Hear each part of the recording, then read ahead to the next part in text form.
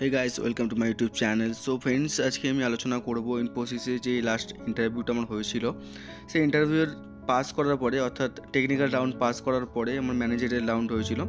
তো ম্যানেজার রাউন্ডে কী কী কোশ্চেন আসতে পারে বা আমার কী কী কোশ্চেন এসেছিলো সেইগুলো নিয়ে আজকে আলোচনা করব একটু আমি। তো প্রথম কথা বলে রাখি বন্ধুরা, যদি আপনারা টেকনিক্যাল পাস করে থাকেন তো ডেফিনেটলি চান্স থাকে কি ম্যানেজার রাউন্ড হবে, এবং আমার ক্ষেত্রে সেটা টেকনিক্যাল পাস করার একদিন পরেই আমার এইচআরআই কল এসেছিলো, তারপরের দিনে আমার ম্যানেজারের রাউন্ড ছিল।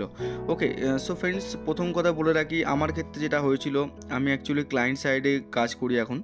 তো ক্লায়েন্ট সাইডে বসে ইন্টারভিউ দেওয়া ল্যাপটপ থেকে ইজ ভেরি টাফ।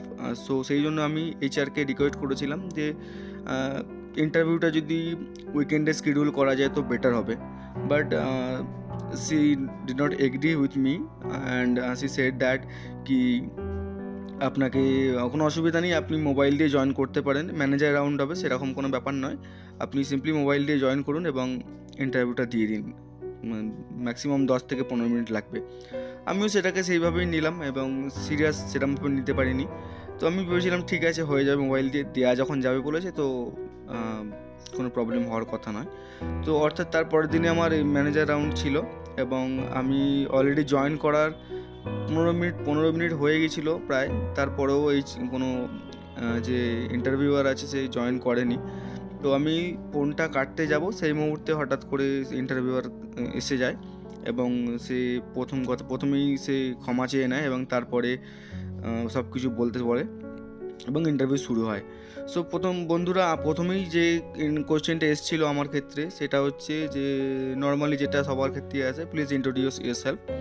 সো আপনাকে এটা আপনার সম্বন্ধে আলোচনা বলতে হবে, কথা বলতে হবে, আপনি কি করেন না করেন, লাস্ট কি প্রজেক্টে কাজ করেছেন, আপনার স্ট্যাক কী আছে, এই সমস্ত নর্মাল আপনি বললেন।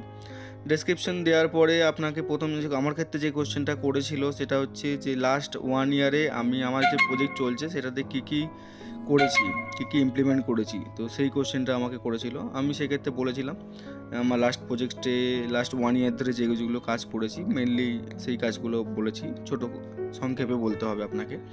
তো সেইটা বলার পরে আমার সেকেন্ড কোশ্চেন যেটা এসেছিলো যে আমি রিয়্যাক্ট জানি কি না বা নোড.জেএস জানি, কতটা জানি, সেই সমস্ত কোশ্চেন এসেছিলো।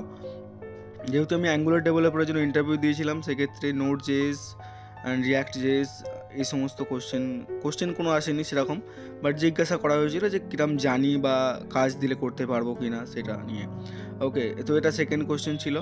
থার্ড কোশ্চেন ছিল একটা সিনারিও বেস কোশ্চেন দিয়েছিল, সেক্ষেত্রে আমাকে বলা হয়েছিল একটা অ্যাপ্লিকেশান আছে সেখানে আমার টোকেন ইউজ করছি এবং লগ ইনের ক্ষেত্রে সেই টোকেনটাকে কী করে আমরা সিকিউর রাখতে পারবো যাতে আমার টোকেনটা কেউ নিয়ে অন্য ল্যাপটপে ইউজ না করতে পারে বা লগ ইন না করতে পারে, সেইটা অর্থাৎ ইন্টারসেপ্টার অথগার্ড যে কনসেপ্টটা আছে সেগুলো নিয়ে আলোচনা করতে বলা হয়েছিল এবং কীভাবে টোকেনটা সিকিউর রাখা যায় সেটা নিয়ে বলতে বলা হয়েছিল। সে সব কিছু বলেছিলাম। বলার পরে একটা ক্ষেত্রে তারপরে একটা জিনিস হলো আমার সাথে, যেটা প্রথমেই তারপরে এইচআর আমাকে যে রিক্রুটার আছে সে জিজ্ঞাসা করলো আমাকে, ইন্টারভিউয়ারটি, কি আপনি কি মোবাইল দিয়ে জয়েন করেছেন, আর join with the mobile Shantanu? তো আমি বললাম যে ইয়েস স্যার, মোবাইল দিয়ে জয়েন করেছি, আমি ক্লায়েন্ট সাইডে থাকি তো সেই জন্য। তো মনে হলো আমার সেটা তার কথাটা শুনেই এমন কোশ্চেনটা করেছিল যে আমি বুঝতে পারছিলাম যে ইমপ্রেশন কোনোভাবে খারাপ হয়েছে এবং মেবি একটা ব্যাড ইম্প্যাক্ট পড়েছে। তো আমি যে বলবো তাকে যে এইচআর আমাকে বলেছিল অলরেডি যে আপনি মোবাইল দিয়ে জয়েন করতে পারবেন, সেই কথাটা বলার আমি আর সুযোগ পাইনি। তো এই সমস্ত কথা বলার পরে তারপরে সে পরের কোশ্চেনে চলে যায় যে সিএসএস এসসিএসএস কী জিনিস, সিএসএস কীভাবে ইউজ হয়, এসসিএসএসে কীভাবে আমরা ইউজ করতে পারি, টেলমাইন্ড সিএসএস আমরা জানি কি না, এই কোশ্চেনটা করলো। এই সমস্ত নর্মাল কোশ্চেন করেছে বেসিক্যালি, সেরকম হার্ড কোনো টেকনিক্যাল কোশ্চেন আসেনি, সেরকম টেকনিক্যাল কোশ্চেন কিছু করেনি। আমাকে জিজ্ঞাসা করা হয়েছিল নোড.জেএসে কাজ জানি কি না, তো আমি বলেছিলাম হ্যাঁ নোড.জেএস কাজ করি, আমি নোড.জেএস, ওরাকেল, ডেটাবেস, এসকিউএল এগুলোতে আমরা কাজ করি। তো অ্যাজ এ ফুল স্ট্যাকে আমি কাজ করছি কারেন্ট প্রজেক্টে, বাট ইন ফিউচারে আমি যদি নোড.জেএসের কাজে আমাকে ঢোকাতে চান তো আমি করে দিতে পারবো, বাট আমাদের ক্ষেত্রে কী হয়, এখানে কারেন্ট কোম্পানিতে প্রজেক্ট অলরেডি সেট আপ করা আছে, আর্কিটেকচার রেডি আছে, তার মধ্যে আমরা এপিআই বানাই। তো যেটা সত্যি সেটাই আমি বলেছিলাম।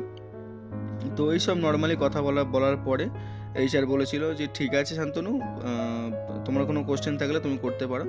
তো আমার সেরকম কোশ্চেন ছিল না, আমি জাস্ট নর্মালি জিজ্ঞাসা করেছিলাম যে যদি আমি সিলেক্টেড হই তো আমাকে কোন লোকেশান দেওয়া হবে, আমার প্রেফার্ড লোকেশানে দেওয়া হবে কি না, বা কীরকম ধরনের প্রজেক্টে কাজ করতে হতে পারে আমাকে, এর নর্মালি এই কোশ্চেনটাই করেছিলাম।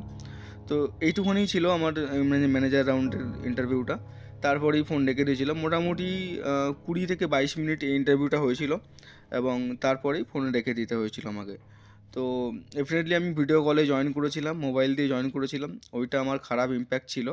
এবং দেখা যাক কী রেজাল্ট আসে, যে রেজাল্টটা যাই আসুক না কেন, সিলেক্টেড হই বা নট সিলেক্টেড, আমি পরবর্তী ভিডিওতে অবশ্যই ডেফিনেটলি চেষ্টা করব জানিয়ে দেওয়ার।